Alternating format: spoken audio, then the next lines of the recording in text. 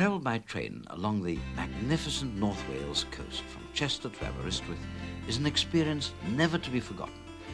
Castles, cliffs, towns and beaches, and a great deal more. Our journey begins in Chester, a city on the border between England and Wales with a history that stretches back almost 2,000 years. Cheshire's county town is most easily toured on foot, but there are frequent tour buses which also provide an excellent way to take in the sights. Chester has a long and colourful history.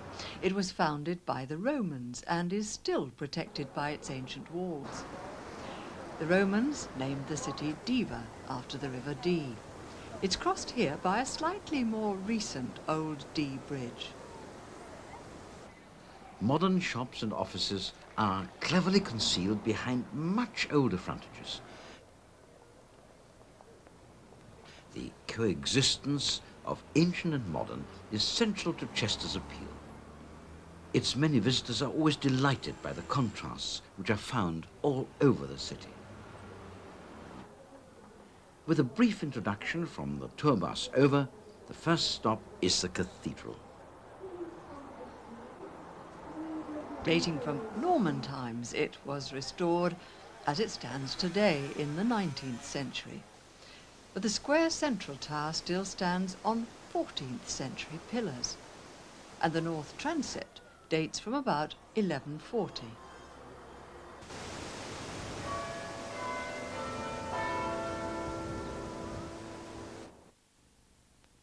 Inside, the choir is separated from the nave by a Victorian screen and rood. The stained glass, although recent, is magnificent. Particularly impressive is the massive west window.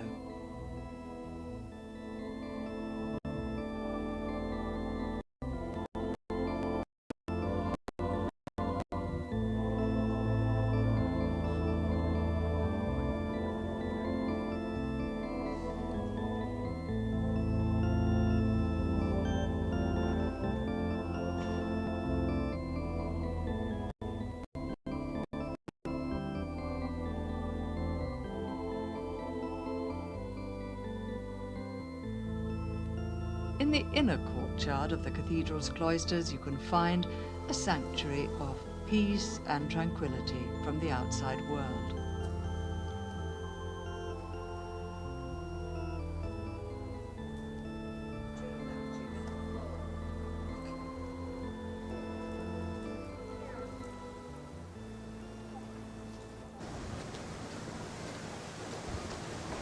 The city walls run almost unbroken around the old centre. Though dating from Roman times, much has been rebuilt since. But the walk around the city walls is very popular. Guided tours are also available. My name's Danny Taylor. I work for Chester City Council. I'm a tour guide in Chester. I take people on guided tours around Chester and the Roman ruins. The best of the Roman remains are found next to the walls. The amphitheatre has been restored and visitors can explore the ruins.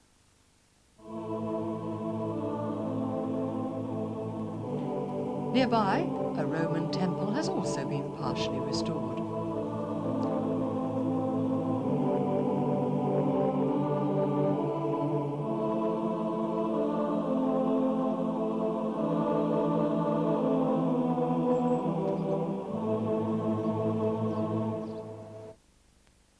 Recently, the Roman street names have been revived and displayed alongside the existing ones. The castle, which towers over the walls, has been the headquarters of the Cheshire Regiment since Victorian times, and the castle also houses a fine museum of the regiment's history.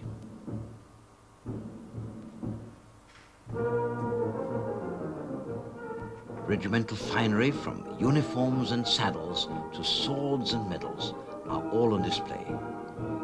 Chief among them is the tribute to Captain Oates, who sacrificed himself for his companions in the Antarctic.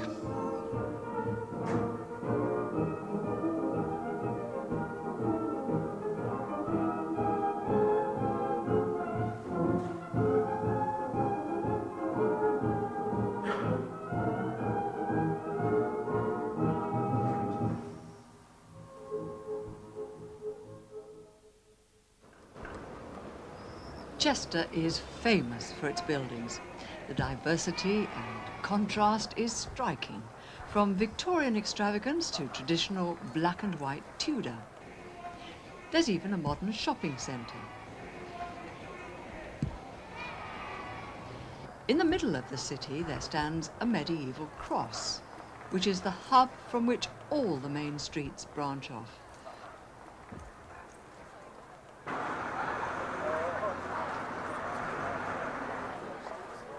Throughout the summer, there's always something different to entertain the visitor, and amongst the many attractions are the street painters and performers.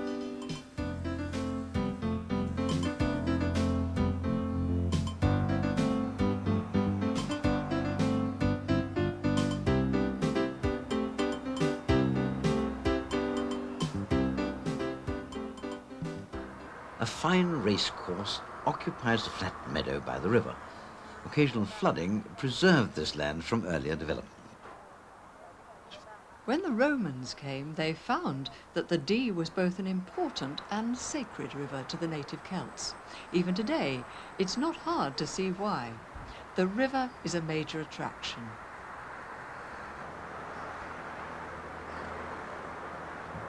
Swans and ducks, boats and dinghies, and even swimmers are all enticed to take to the water.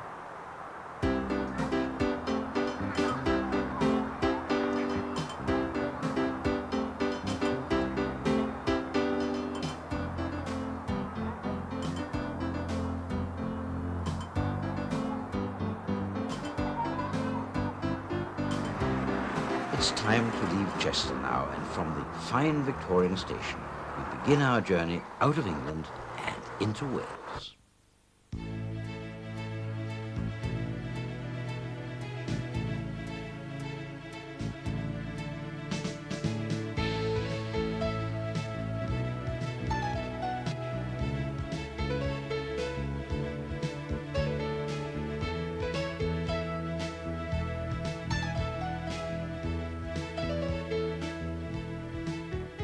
Our first stop is along the North Wales coast in Rhyl, a popular seaside resort with a sun centre that ensures that even if the weather is bad, you can still have a good time.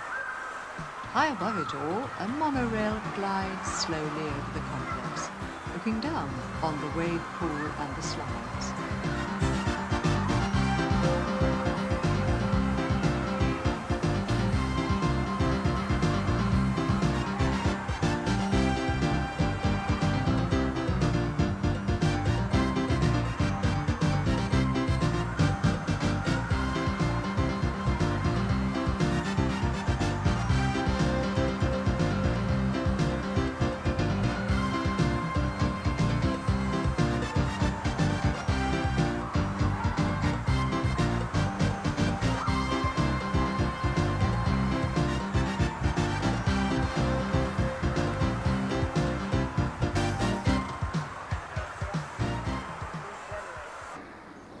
Leaving Rhyl, we cross the River Clwyd, cloaked in early morning mist, and continue along the Welsh coast to the major railway interchange at Llandudno Junction. From here we leave the main line and head north for a few miles to the unspoiled Victorian town of Llandudno.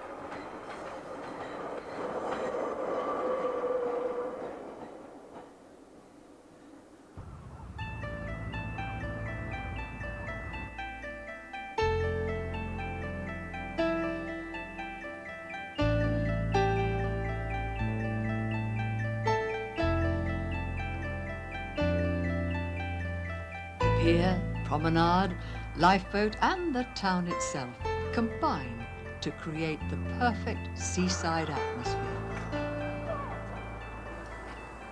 To top it all, there is the Great Orme itself, a massive dome of limestone with a unique cable-hauled tramway to take you all the way to the top. Built in 1902, the Great Orme tramway climbs the steep, narrow streets at a maximum speed of 5 miles per hour, with the weight of the descending car helping to pull the other tram up the hill.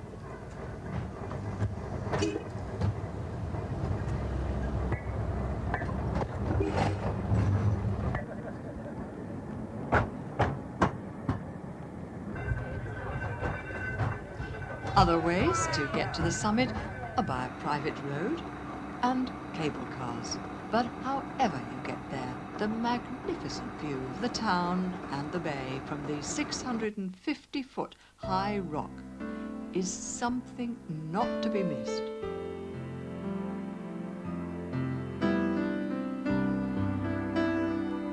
The train takes us back to Llandudno Junction, but before continuing south, we make just a short detour over the narrow estuary to Conway. Conway's skyline is dominated by the massive castle, and the regular steam trains which ply the North Wales coast add to the atmosphere of this majestic town.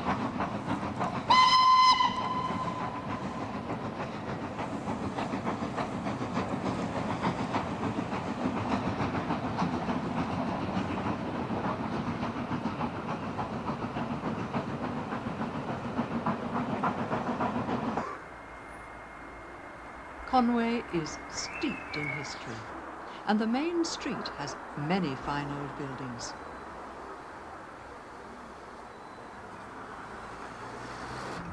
The castle between the River Conway and the Little Giffin stream was built by the English King Edward I during the long wars to subdue the Welsh. The town is still totally enclosed by its ancient medieval wall. But it's only possible to negotiate short sections of the wall because later buildings have encroached onto it. Plasmar, one of Britain's finest Elizabethan townhouses, is a survivor from a slightly later period. It's recently come under the protection of the National Trust and is now open to visitors. Down by the harbour, the old fishing port bustles with life. Here, on the quayside, is a house which claims to be the smallest in Britain. There's also the chance to see the traditional Welsh costume.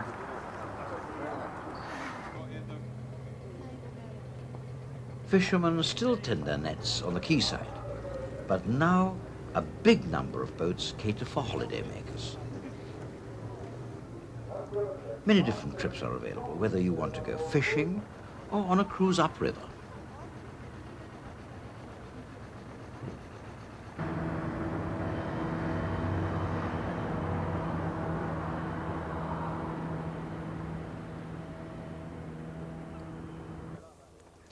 Beyond Conway, the scenery becomes increasingly spectacular. The wild Synchnad Pass on the road to Penmanmawr is just a couple of miles away. Further along the coast, the beaches of Conway Bay are vast and empty. The perfect place to get away from it all.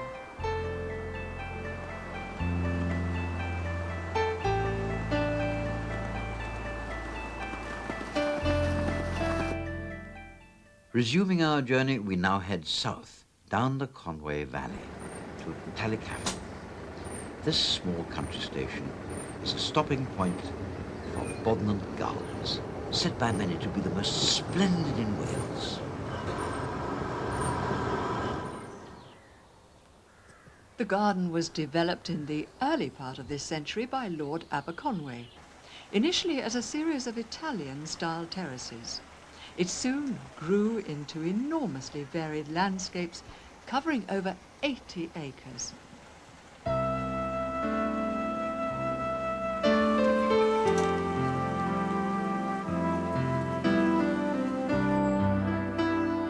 famous Laburnum Arch is one of the centerpieces of the garden.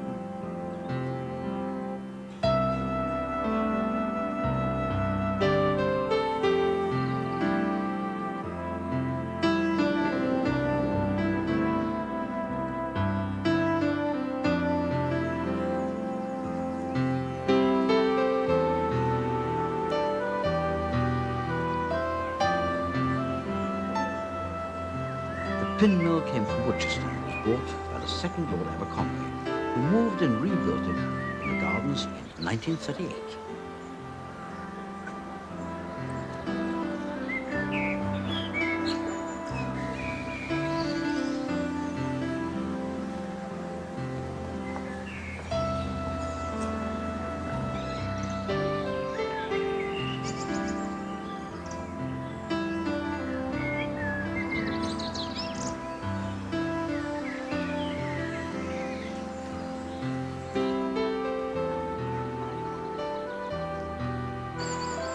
At the bottom of the gardens is the dell, formed by the valley of the river Aberystwyth.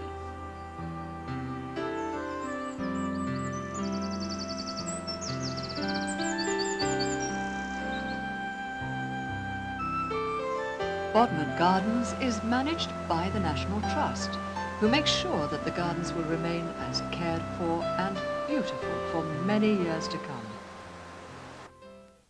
We now travel down the Conway Valley to Llanrust. Here the Conway River forms a natural barrier, and alongside the few bridges, typical Welsh valley communities have evolved. Cafes and shops cater for the passing visitor. But the village's first inhabitants have left a more permanent legacy in the form of this impressive stone circle. On the other bank of the river, in a setting that is just as dramatic, there are more recent religious buildings. The biggest town in the valley is Aberystwyth, our next stop.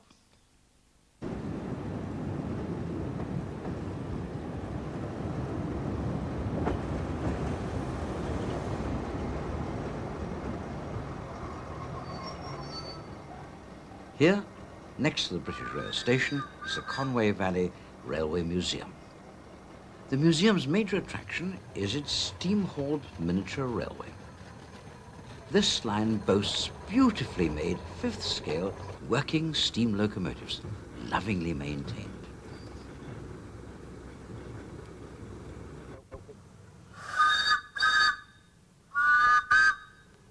There's also a shop in the buffet car where you can relax and watch the trains go by.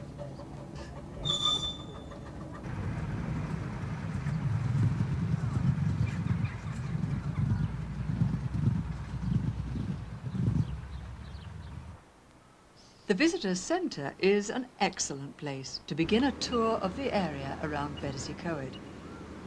The town itself nestles amidst the mountains and forests, and these impressive falls are just off the main street.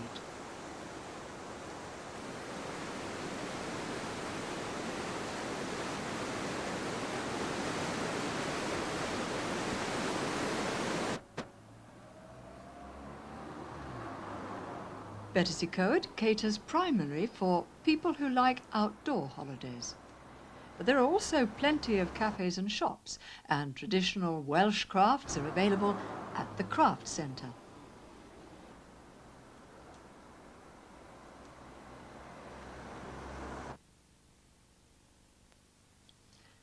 For the more adventurous, there are guided tours into the mountains, and a network of footpaths spreads all over the valley.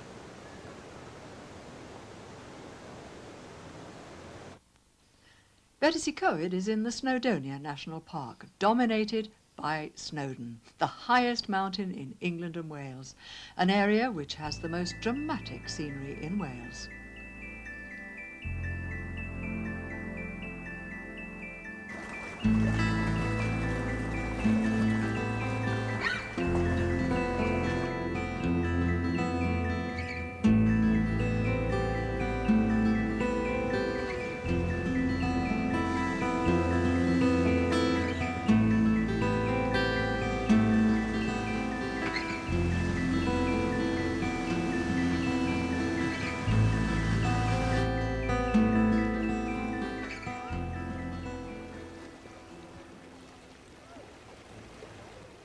The ascent of Snowdon itself is not all that difficult, especially if you take advantage of the Snowdon Mountain Railway. Opened in 1896, this rack railway is the only one of its kind in Britain.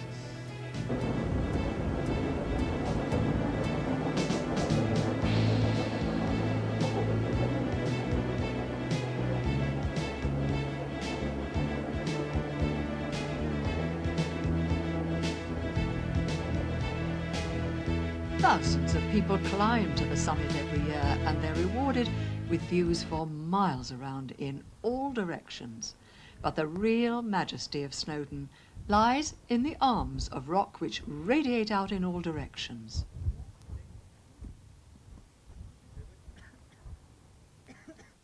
The next stop on our journey towards the west coast is at Aberystwyth. This stretch of the railway line is not very busy, and this tiny station is quiet for most of the day. The village of Dolwydechlyn consists of slate houses and green fields, guarded by rock and forest, and by the foreboding presence of Dolwydechlyn Castle, the birthplace of Prince Llewellyn. In the village, the old school has been converted into a cafe and craft centre. Here, Paul and Gail Boyer produce hand-thrown stoneware and fine-bone china, and we can watch them at work.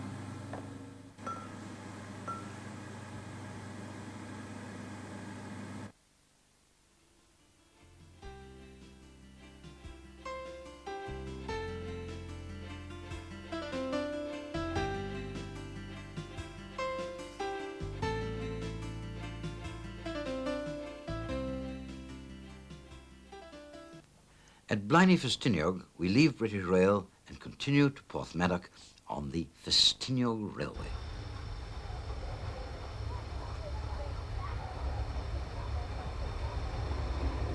But before travelling down the narrow gauge line, there's time for a look around the town. Blaenau Ffestiniog is dominated by slate, and the barren landscape is an impressive testimony to the industry of bygone days. Then, the town was home to thousands of miners who cut the slate by hand from the mountains all around.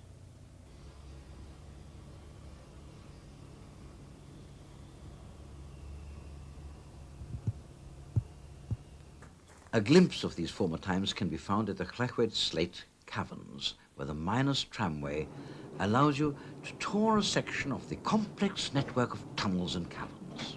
Most of the chambers are worked from above. Yeah. As I said, it runs on an angle of 30 degrees, always on that angle. Mm-hmm. So these are the drilling marks, as you can well see. They were done by hand, of course, by a instrument called a jumper. That'll be very, very hard work indeed. Later on, of course, compressed air came and made that kind of work much easier. But in the days we're talking about, it was all done by hand. So he would use black powder or gunpowder, a fuse, a bit of paper, some fine dust. Then he would use this rod, which is called a stamper. And as you can well see, it is made out of brass. Mm-hmm. He had to stamp everything down tightly into the hole. Mm-hmm. But if he used any other kind of instrument, it would cause a spark. Early Victorian mining conditions have been recreated in these caverns.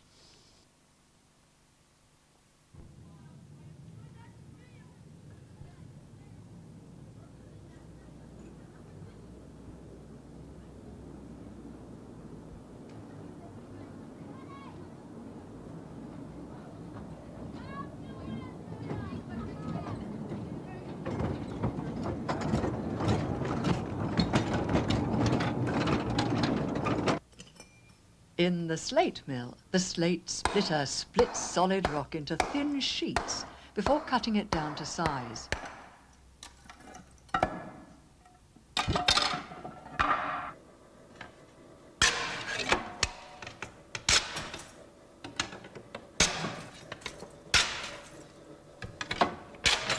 A trip down the deep mine is also possible with a special inclined railway, taking passengers 400 feet below the surface.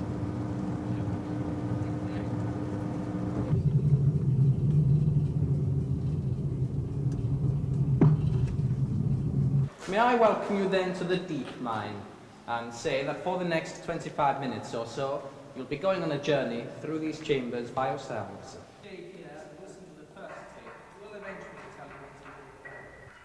Back on the surface and high above the town, the scenery is as beautiful as ever.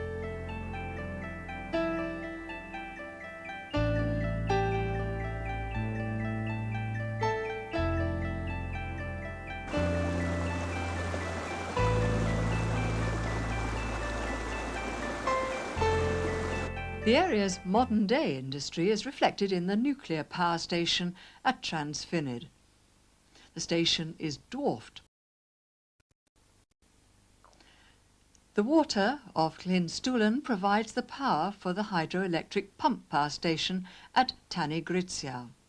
The station was opened in 1963 and has a centre for visitors. The narrow gauge Festiniog Railway runs past the power station.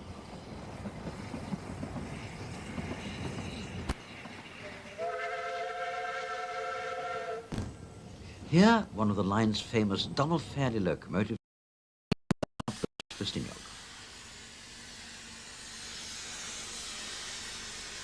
In Festiniog station, preparations are underway for the 9-mile journey to Porthmadog. The Festiniog Railway is the best known of all the narrow gauge rails in Wales.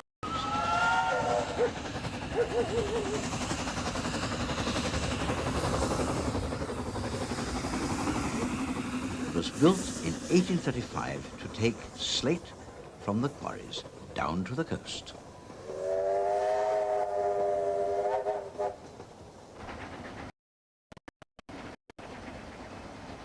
The decline of the slate industry led to its closure in the 1950s.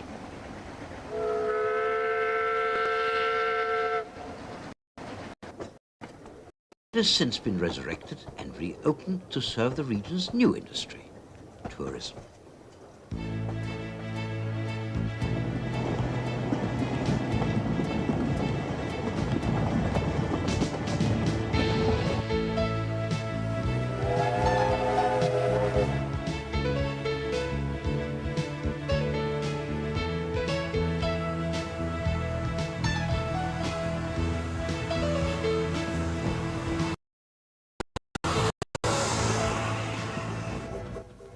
The approach to Porthmadog is along the mile-long causeway called the Cobb. Built in 1811 to hold back the sea across the Gaslyn estuary, the Cobb enabled thousands of acres of land to be reclaimed and turned into fertile farmland. Porthmadog is still a busy town and a tourist and yachting centre. But in the past, Porthmadog was more famous for its fast-sailing schooners.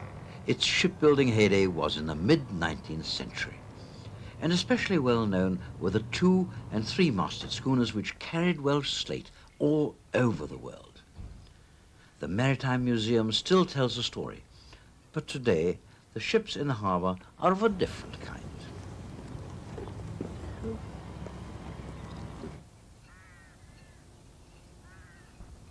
The pace is gentle and relaxed, and it doesn't matter if a small inflatable is all you have under your command. The area appeals to landlubbers as well, with a wide panorama of mountains behind the Gaslyn River.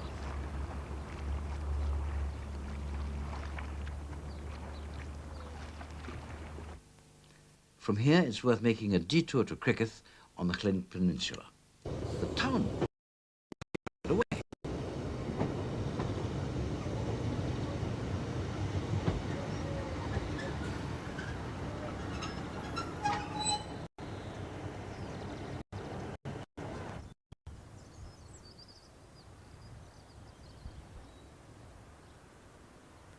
Crickeath faces south and the views out over Cardigan Bay are unrivalled. On a clear day, the whole northwest coast is visible. Above the bay stands the castle.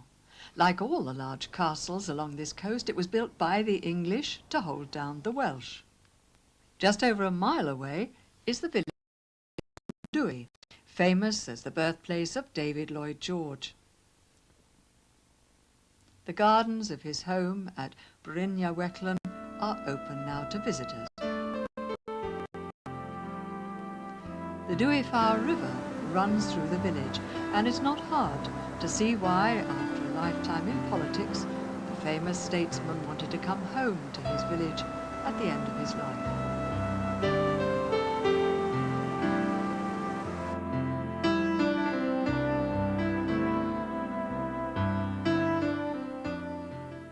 We now return to the Festinio Railway for a short trip to Minford and nearby Port Merion.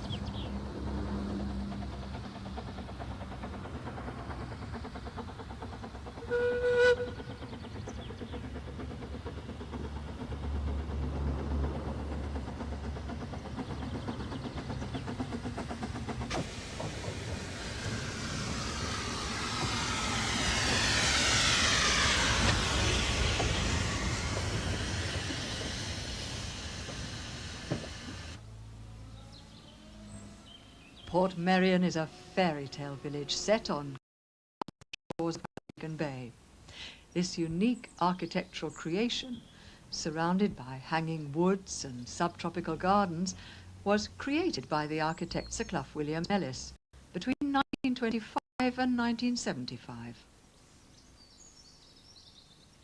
The village was inspired by Portofino, and Italianate, but the true style of the village is far more personal.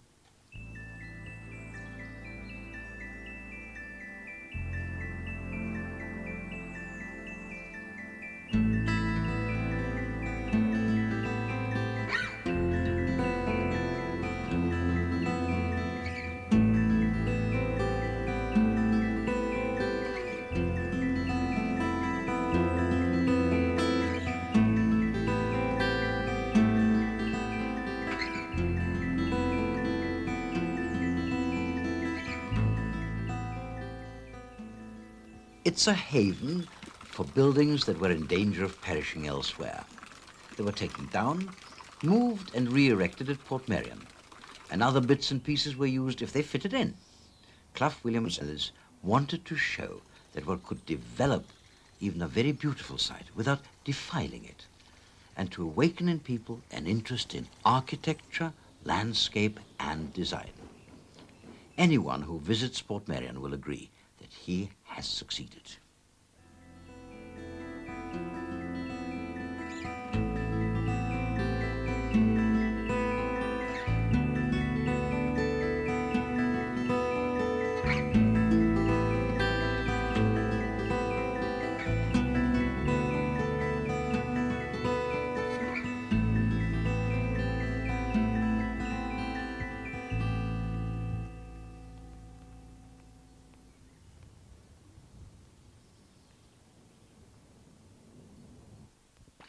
We now rejoin British Rail and head south to Harlech. Here, the wide expanse of beach is backed by rolling sand dunes and rich farmland.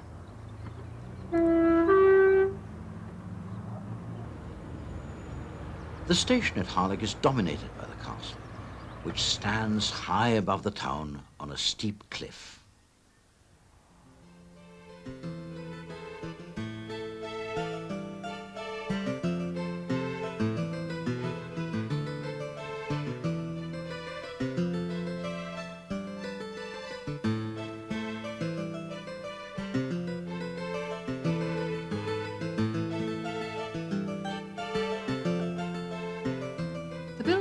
Harlech Castle was started by Edward I in 1283 as another link in the defensive chain to retain control of his newly won lands.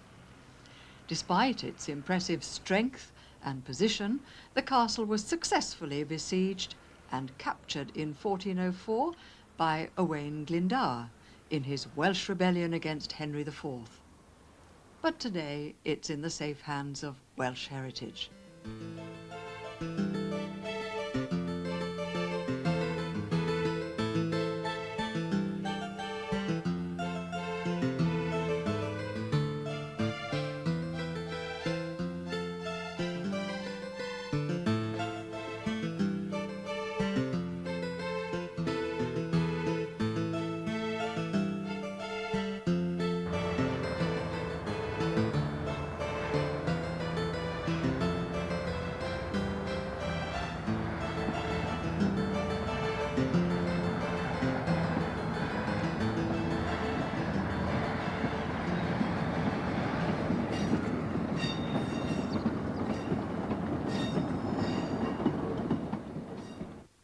Leaving Harlech, we continue south along the coast through Llanbedr and Dyffryn Ardudari.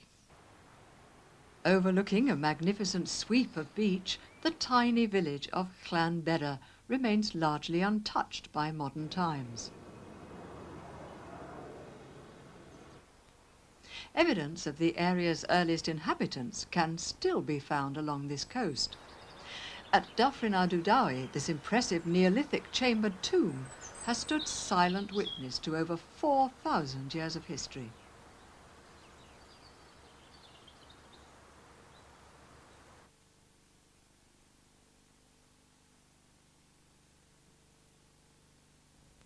It's well worth making the time for a short detour up the river Mawddach to Coed Brennan, where the easiest way to see the forest is by bike. At the moment there's 4 different routes marked out in the forest, ranging from I think an hour for the shortest up to about 3 hours. We supply helmets, safety helmets with the bikes and a toolkit as well. And in the visitor centre itself, there's a tea room and there's a craft shop. Yeah, there's a sign unit. There's plenty of things for people to do. There's an adventure playground for kids as well that are too young to go on the bikes. So it's quite a good centre really. And plenty to see. There's old gold mines, Yeah, waterfalls. Waterfalls, and rivers to go swimming in. So. Yeah.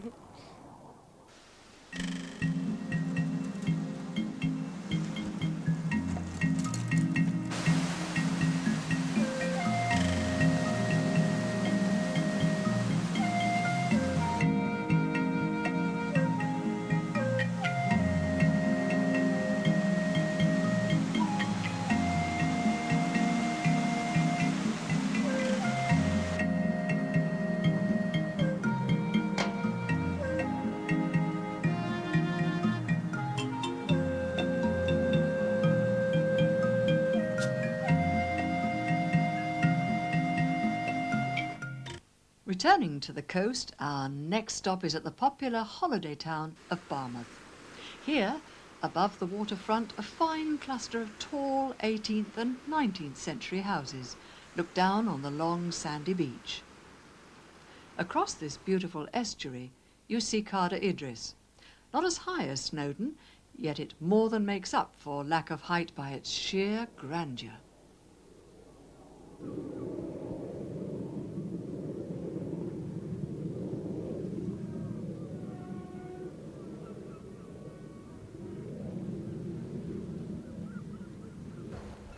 From Barmouth's busy harbour, another break from British Rail. We take the ferry across the river Mawddach to Fairbourne.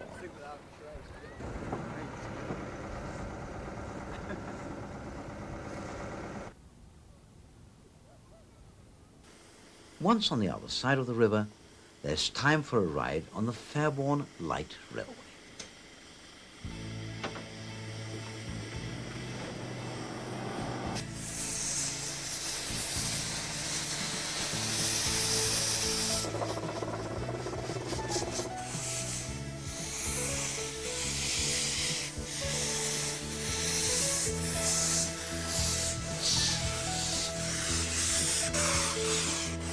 From the station at Fairbourne, the line runs alongside the road before sweeping out across the sand dunes to its terminus in the Mawddach estuary. To celebrate its centenary, this railway designed and built its own locomotive. We had this dream of building the ultimate locomotive, one which wouldn't break down, one which would keep on running, would be economical and easy to maintain.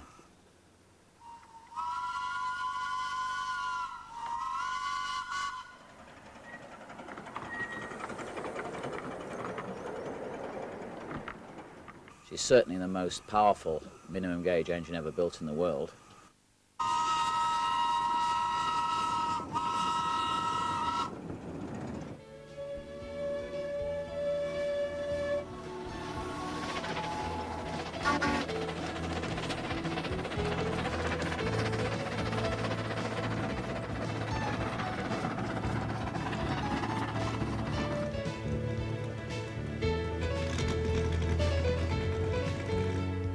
Rejoining British Rail, the line now runs through tiny villages perched high above the cliffs. Here, at Llangiclinin, an ancient church looks out to sea where boats cast their nets for fish.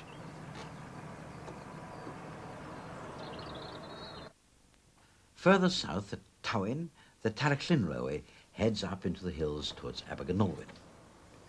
Like the Festiniog, this railway was built to carry slate down to the sea and was the first line to be rescued from closure by railway preservation enthusiasts.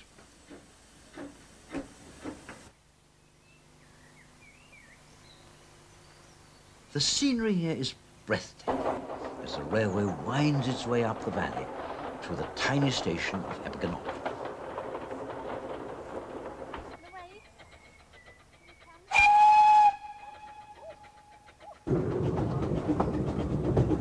Beyond Aberystwyth, the line extends to its terminus, the forest hall of Nant Gwern, where the quiet and peaceful valley with woods and waterfalls is perfect for forest walks.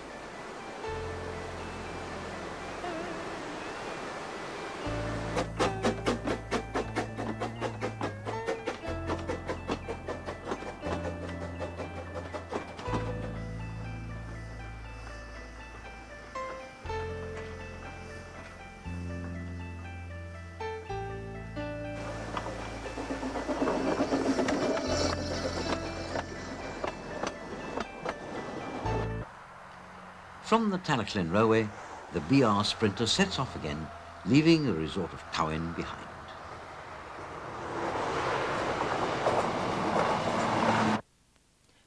Our next stop is Aberystwyth, a delightful Victorian seaside resort which has retained an atmosphere of charm, quiet relaxation and tranquility.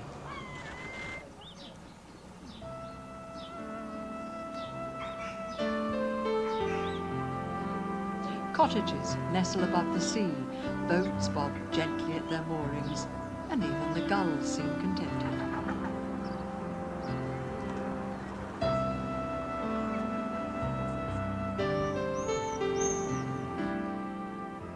Here, on the beach, you can while away the afternoon.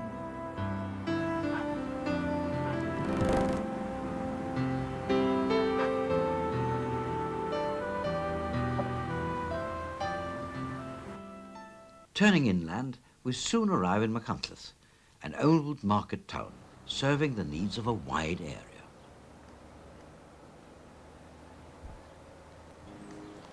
The town is the site of Owain Glyndwr's 1404 Parliament, and the Parliament House, made from small split stones, is a rare example of a late medieval Welsh townhouse.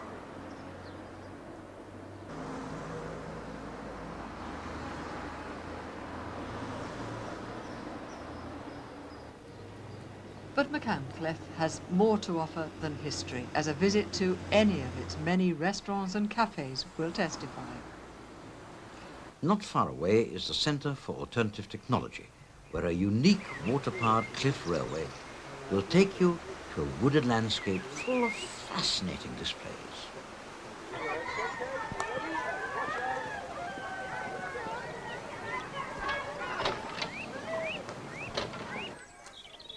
The Centre for Alternative Technology has been, for the last 18, 19 years, promoting the use of technologies which are sustainable, which means that they don't damage the environment that we all depend on.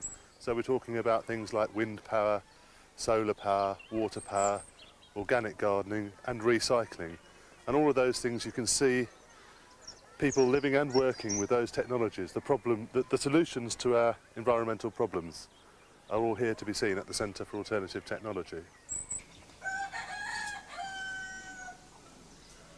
Amongst the trees, almost every type of alternative power is generated, supplied by the wind, the sun and by water.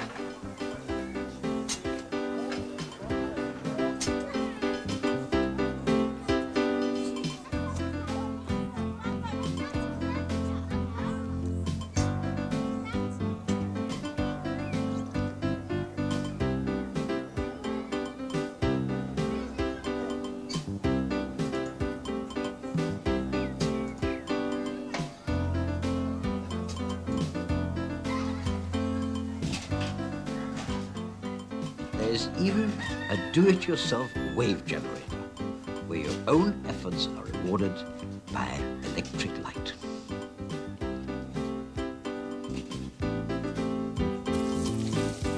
There are also the more traditional water wheels, and there are acres of organic display gardens to explore.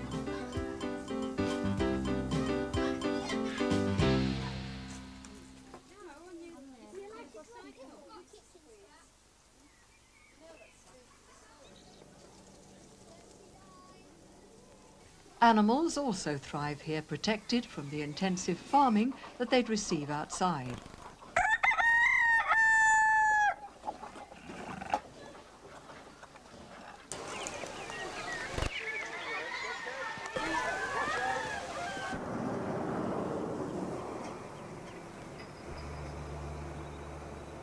Rejoining the train, our journey now takes us through the forests of Mid Wales and back to the coast, passing the long viaduct at Davy Junction on the way.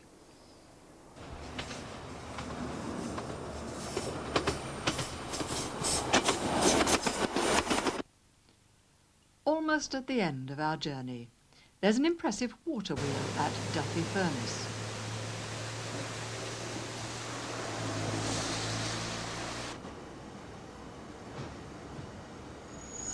The train soon pulls into the isolated seaside resort of Aberystwyth.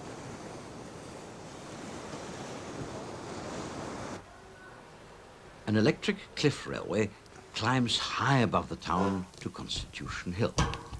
As we ascend, the commanding views over Cardigan Bay are slowly revealed.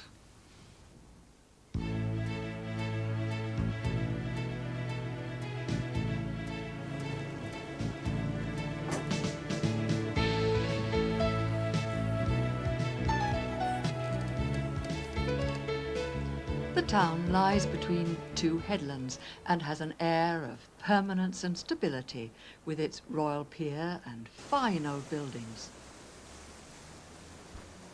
Aberystwyth is also the starting point of the Vale of Rydal Railway.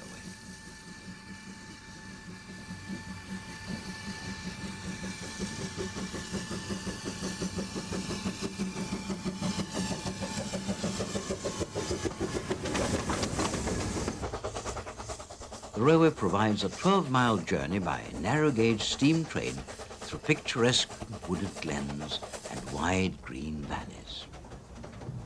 It was built to serve the lead, copper and silver mines on which the prosperity of the area depended. Today, it carries only tourists.